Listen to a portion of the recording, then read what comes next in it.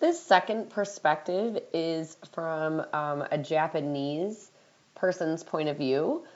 So up at the top it says attack at Pearl Harbor 1941, the Japanese point of view. Here's a little bit of background information.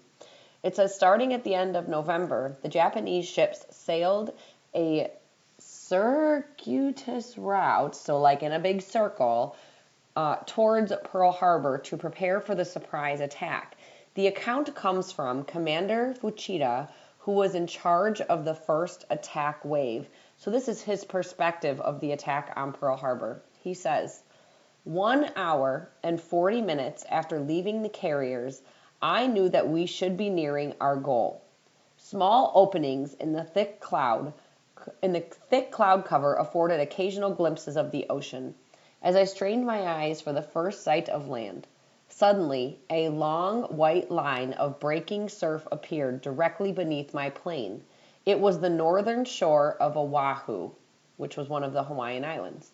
Veering right toward the west coast of the island, we could see that the sky over Pearl Harbor was clear.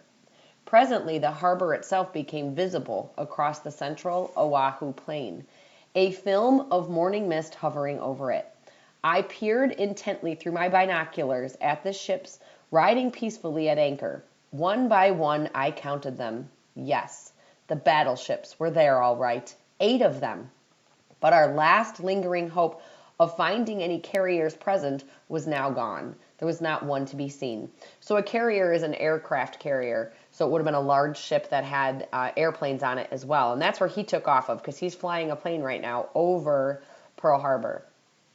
It was 0749, so 7:49 in the morning, when I ordered my radio man to send the command, attack.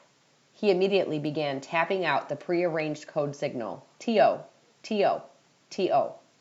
Leading the whole group, Lieutenant Commander Murata's torpedo bombers headed downward to launch their torpedoes, while Lieutenant Commander Itaye's fighters raced forward to sweep enemy fighters from the air.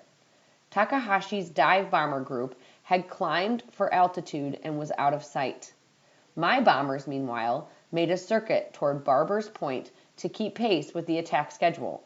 No enemy fighters were in the air, nor were there any gun flashes from the ground.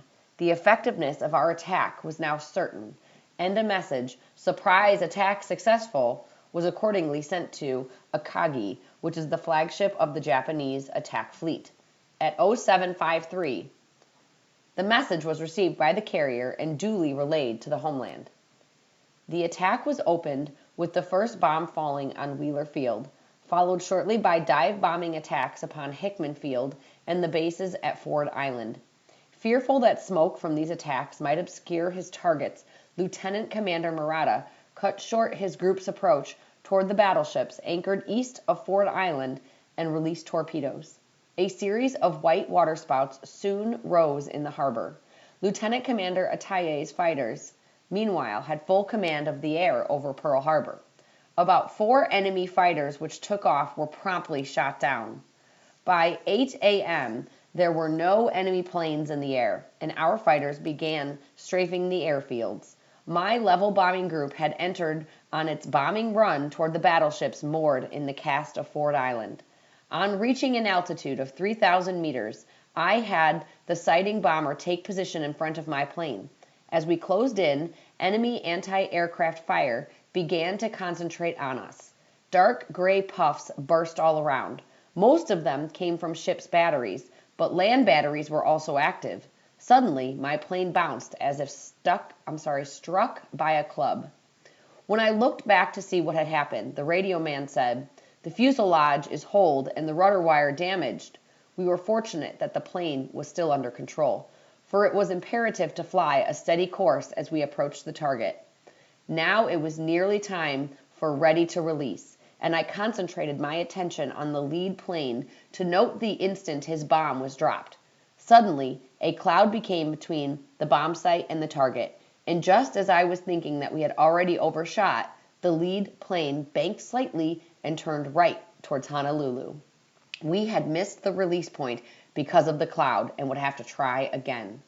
While my group circled for another attempt, others made their runs. some trying as many as 3 before succeeding.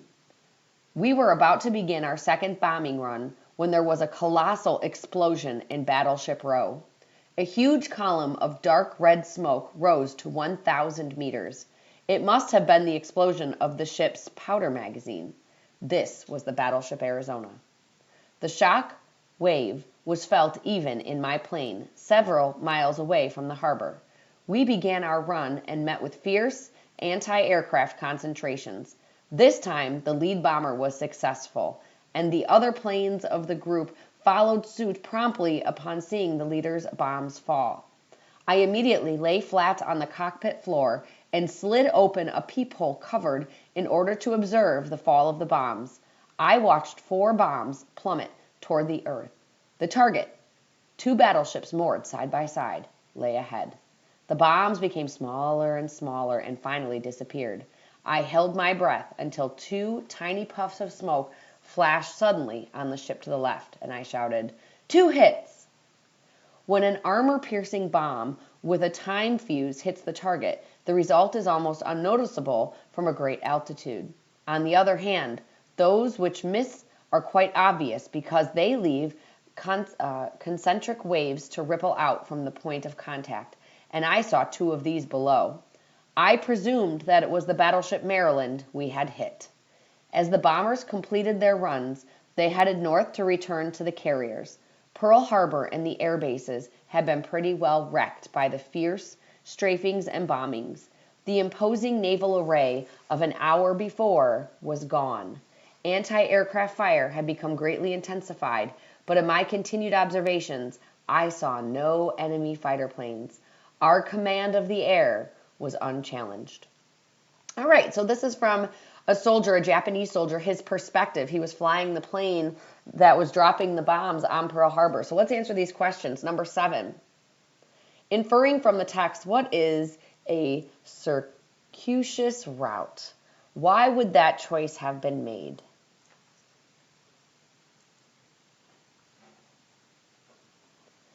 Number 8, what 2 things was Fuchida looking for through his binoculars? Did he see them?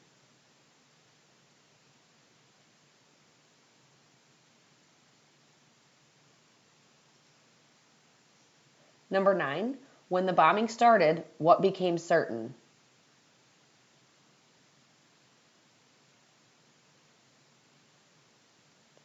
Number 10, how did the attack open?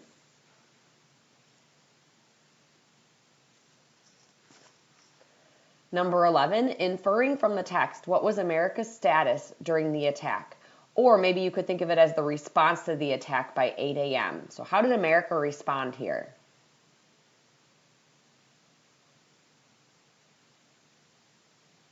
And last question, number 12, list 3 successes the Japanese had in their bombing run. So what are 3 things that they actually hit or accomplished in this attack?